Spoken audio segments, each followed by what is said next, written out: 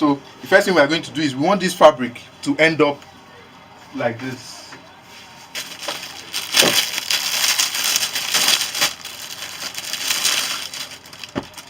We want it to end up like this. We want all the lines to meet. We want all the lines to meet. So, which is the indication of a semi-bespoke trouser. So the first thing we do is we want to set all the lines. At least we want to cut the front of the trouser, the front piece of the trouser. We want to set all the lines. So the first thing we do is let's check if the lines are together all through. So you see that there is a shift. So what we'll do is shift it up to make sure it matches. Then we come down and use our needle to hold it down.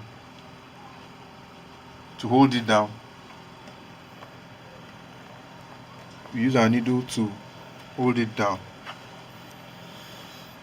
to make sure it stays in place.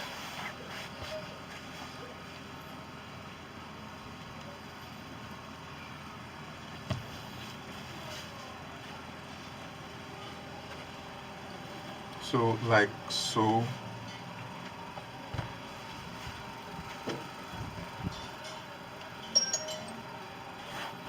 So now we are sure the lines would match.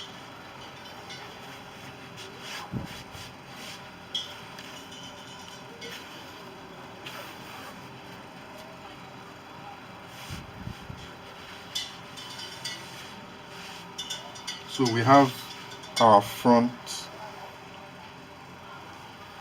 You can pin this down too. This only applies for plaits and tartan and check. If your fabric is plain or if it's striped, you don't need to match. There are no horizontal lines, so there's nothing to match. So let's hold this down. So the measurements we need for cutting trousers is the waist, the seat, which is the hip area of the trousers on the person, then the thigh, then the length. Then we have a measurement we use to get the width of the knee. So we have this. We have the waist, which is here to here. We have the seat area, which is here. Then we have the thigh, which is here. Then we measure the knee. So depending on the measurement we want to use. So on this person, we have the length where we want to measure the knee is 23. So we have 23 here. Then the width is like this. So then we have the bottom. We have the bottom. So let's cut the trouser. Let's cut the front piece. So the first thing we want to do is the length. On this person's trouser, the length is 40.5. So first thing we have to do is we leave 1 inch. Our tape rule is going to start from 1. We leave this 1 inch outside because the waistband that comes in is 1.25. That's the size of the waistband, and we are going to sew off 1.25 here. So what we need to remove is 1 inch. So we go all the way down. We go all the way down to 40.5. Go all the way down to 40.5. So this is 40.5. Then we leave 2 inches. 40.5 plus 2 inches is 42.5. I like to leave like 2.5 inches just to be safe. 2 inches, 2.5 inches. The next thing we will do is to know the person's inseam. This person's inseam is 30 and a half. Is it 30 and a half? 31 and a half. So 31 and a half. Inseam is the distance between, it's the distance between the tip of the trouser at the bottom and where the trouser splits into two. That's the highest part. So it's the inseam. You can measure it on the person. So the inseam is 31 and a half. It's 30 and a half. So that is how we know the length of the crotch. That's how we know the length of the crotch. The length of the crotch is from here to here. So the first thing we know is that. The next thing we want to know is the thigh. The thigh for this person is 28 and a half. 28 and a half divided by 2 is is 14 and quarter. So 14 and quarter. Now we leave a space on the edge here. Measure our 14 and quarter. We'll know why we did that in a few minutes. So like so, then we rule.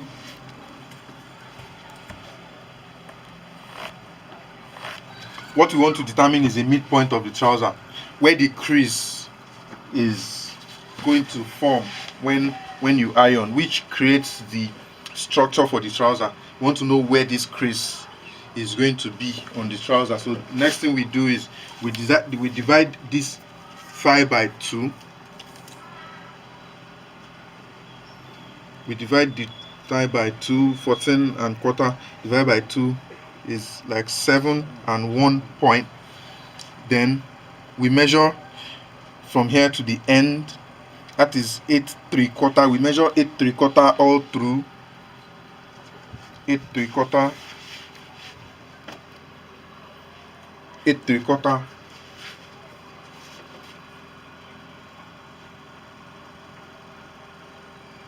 8 3/4.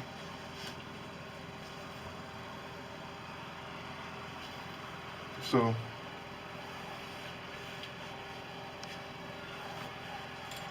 we rule.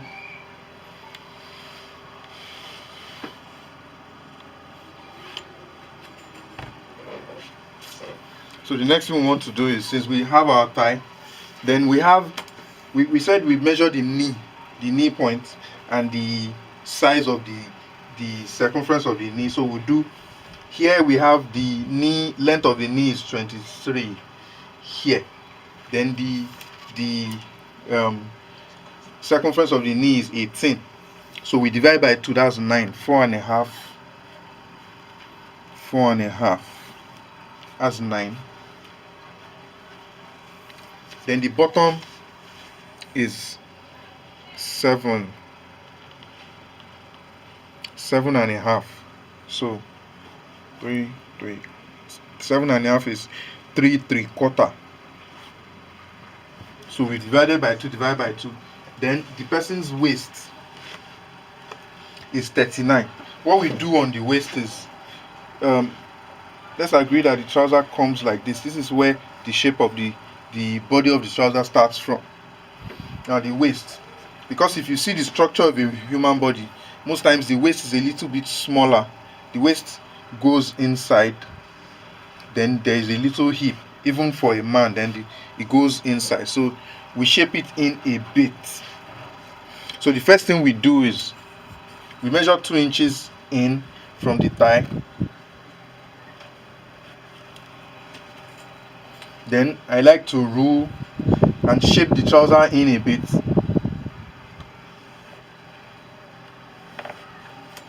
Then measure from here and see how it goes. The first thing you need to know about cutting by hand, by freehand like this, is that shape is very important.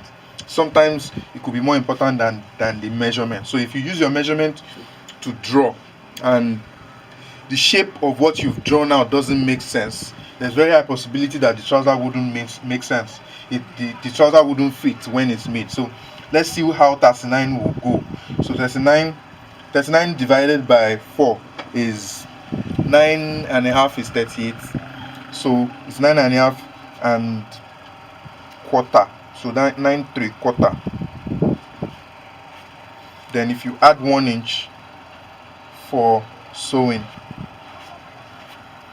so it works. So this is how the trouser is going to come out.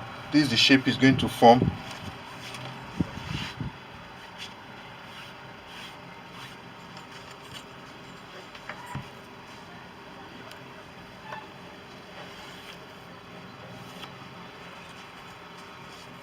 So you rule everything out.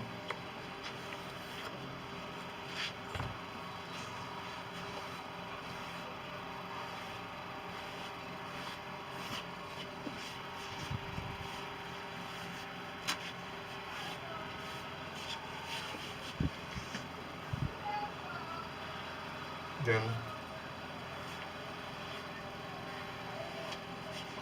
by the way, I like to add an excess here that might be sewn off or might be left there, depending on how the person likes the tie of the trouser, so that the crotch is not tight. One thing you should know is, if you shift, what we are trying to do is that we are trying to, can you see my hand? We are trying to shift this whole waist measurement in, because if we don't shift it in, if we leave it straight like this, the first thing is that it won't grip the waist when it's made. The second thing is this slanted part will have to get really slanted, and when your trouser is too slanted out this way, then when you wear it, because your leg is not going to be wide open, your leg is going to be straight, this place tends to bulge out. That's why you see trousers that people wear that bulge out. So now practically this is what a trouser looks like. This is the front panel. One thing you will notice is all the measurements for the front panel, we did not add sewing allowance. I guess you notice that we did not have sewing allowance. All the sewing allowance are going to be added to the back. That is how it is made. What else? Then you realize that we don't use the seat measurement. So let's test the seat measurement now, so that we will know if we need to use the seat measurement. Now here, look at it. The seat measurement for this person is 46, which is 11 and a half. So you see, this is 11 and a half, and this is 12 and quarter. We are going to sew off 12 quarter here. So there is one more thing. You would realize that we added sewing allowance to the seat and the waist. The thing is, the leg are standing alone. So the leg are standing alone. They are going to have their back pieces. But on the waist here, we have to add the sewing allowance, because we are not, when we are cutting the back, the explanation will be clearer, that we are not adding all the sewing allowances to the back for the seat area. And because for the seat area, the reason why we don't do it, adding all the allowances to the back and sewing it off, is because you would notice that we all have some kind of bum bum, that comes out at the back, and the front is flat. So if we just leave all the sewing allowances off in the front and we add everything to the back, the front might look really tight. It might look like the back is drawing the front. So it's just a way to balance the trouser out. So what else do we need to know? For some people that have belly, so for some customers that like to put their trousers under their belly, the kind of belly that goes all out, then the person will have to put the trouser under, which means that the trouser is going to have this kind of push. And that's another reason why you see those kind of trousers having that bulge we talked about the other time with whispers. So if you are making trousers for that kind of person, you might need to shape down your front. So instead of the person trying to push the trouser, don't show my trousers. Instead of the person trying to push the trousers down, the trouser would already be down, and it will now be like there is an excess that will now bulge out. I guess you get my point.